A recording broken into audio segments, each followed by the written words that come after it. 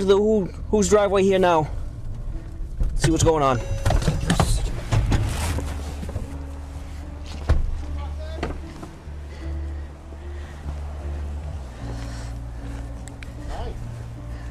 He's around the corner. Around the corner? Freeze. Turn around. You have anything on you?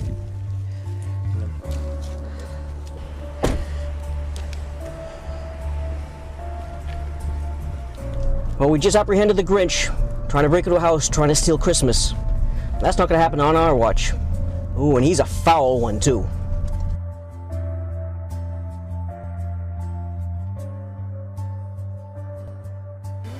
This video shows filmmaker and satirist Ami Horowitz on the campus of Yale University. He's asking students to sign a petition calling for a repeal of the First Amendment. That amendment upholds the free exercise of religion, freedom of speech, freedom of the press, the right to peacefully assemble, and the right to petition. What we're calling for is a petition to repeal the First Amendment. A Yale spokesman called the clip a heavily edited prank video, but Horowitz says he was able to quickly gather more than 50 signatures in less than an hour. Many of those who signed, he believes, were students. Free speech advocates like Ari Khan at FIRE say the video is cause for concern. I think it is indicative of a broader trend that we've seen on college campuses lately of subserviating free speech to sensibilities and feelings. And I think that's noteworthy in and of itself. In the last several decades, hundreds of universities have adopted speech codes. These campus policies consistently violate the First Amendment by prohibiting offensive or disrespectful speech. Now, at campuses across the country, First Amendment advocates are seeking to push back on these codes. Censorship is like a cancer that eventually spreads out of control, and eventually everyone has something to worry about. The big concern? Students are now the ones calling for restrictions. The terrifying thing to me is that the current wave of censorship is coming from the students, not from the faculty. Still, it's a big leap for students to want to overthrow the First Amendment, as the Yale video apparently shows.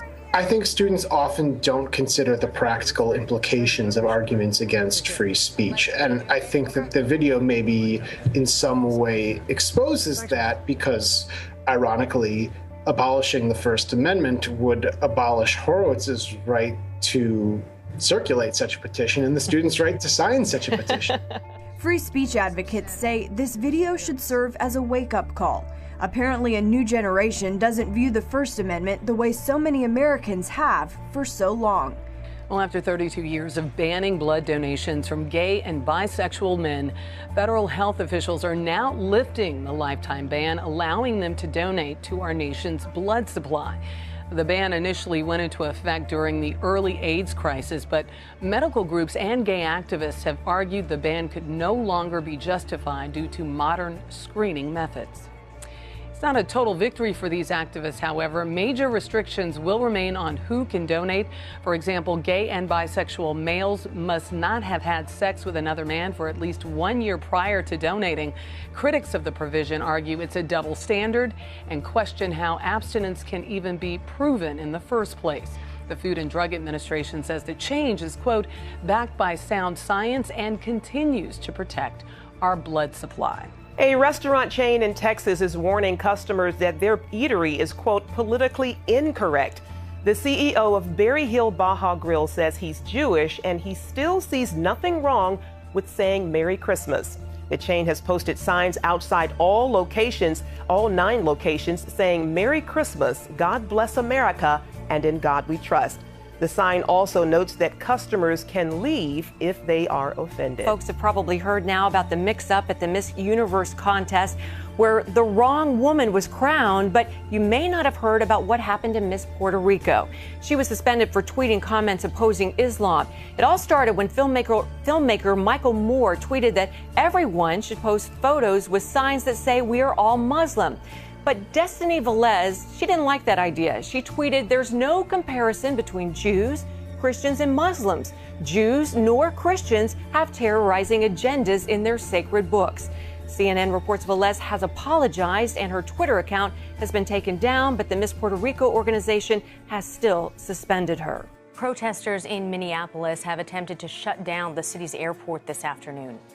They matter here. Black lives, they matter here. Black lives, they matter here. Black lives, they matter. The group representing the Black Lives Matter movement blocked 2 roads outside a terminal before state police ordered the group to disperse and reopen the roads. The protesters have been calling for an investigation into the police shooting death of 24-year-old Jamar Clark. Critics say Clark was handcuffed when he was shot and killed by a police officer. Earlier in the day, organizers of the group promised that a demonstration involving hundreds of protesters would shut down the Mall of America, the nation's largest. However, only a few people gathered before they were removed by officers wearing riot gear. In anticipation of the demonstration, the mall had closed several stores on one of the busiest shopping days of the season. 81% of the nation's abortion clinics have closed. In 1991, there were 2,200 clinics performing surgical abortions in America. Now it's just 517. 2,200 down to 517. Anti-abortion group Operation Rescue keeps track of these numbers and says this is particularly good news because there's a correlation. When abortion clinics close, abortion numbers go down. Reverend Pat Mahoney of the Christian Defense Coalition on the significance of this steadily falling number. It shows that America's growing completely uncomfortable with abortion on demand. We're seeing not only the numbers of abortion reduced dramatically, but support for abortion reduced dramatically. Mahoney was joining other pro-life types in front of a building where abortions are performed here in Falls Church, Virginia. The idea was to sing Christmas carols and create such a sweet spirit in the atmosphere, abortion-minded women passing by wouldn't want to go through with the operation. It was a repeat of caroling here Saturday, December 19th.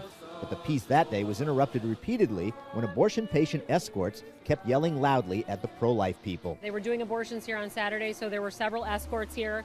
They came out and yelled at us several times. Police showed up, but rather than quiet the escorts, they warned the pro-lifers their Christmas carols were in violation of the city's noise ordinance, which also forbids loud talking and whistling. So it says here on 15 that there's no singing allowed? Yes, ma'am. After a religious rights legal group wrote the city, Falls Church backed down and said the carolers would be welcomed back. But those who went through the encounter with the police think Americans should know that even something as innocent as Christmas caroling can get you in trouble with the law if you're a pro-lifer. We were here praying and singing Christmas carols. We were here to share the joy of Christmas with people who were desperate to hear it. Here on this sidewalk, the First Amendment was struck down. We had to respond. What happens when the government says you cannot express your First Amendment rights in public? You go back and do it. This was the horrific event that triggered a massive debate on rising religious intolerance in India. Late at night on September 28th, a mob stormed into a Muslim family's home, dragged the father and son out by their hair and started beating them with sticks and bricks on rumors they had eaten beef. The father died, the son critically injured. Now 15 suspects have been formally charged.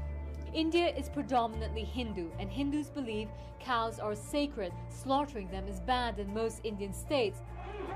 In a span of 6 weeks, 3 more Muslim men were killed on rumors they had either eaten, transported, or slaughtered cows. This was a wake-up call for many Indians. Had India really become so intolerant?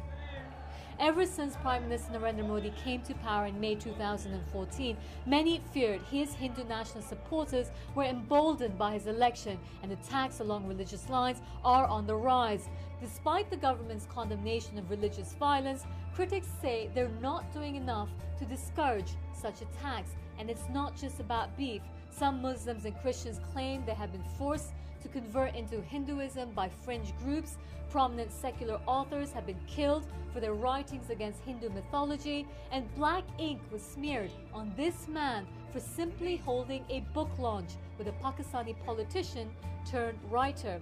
In protest, more than 40 prominent authors have returned their national awards.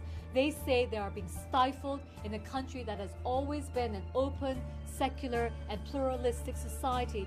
They say what's at stake is the very essence of India.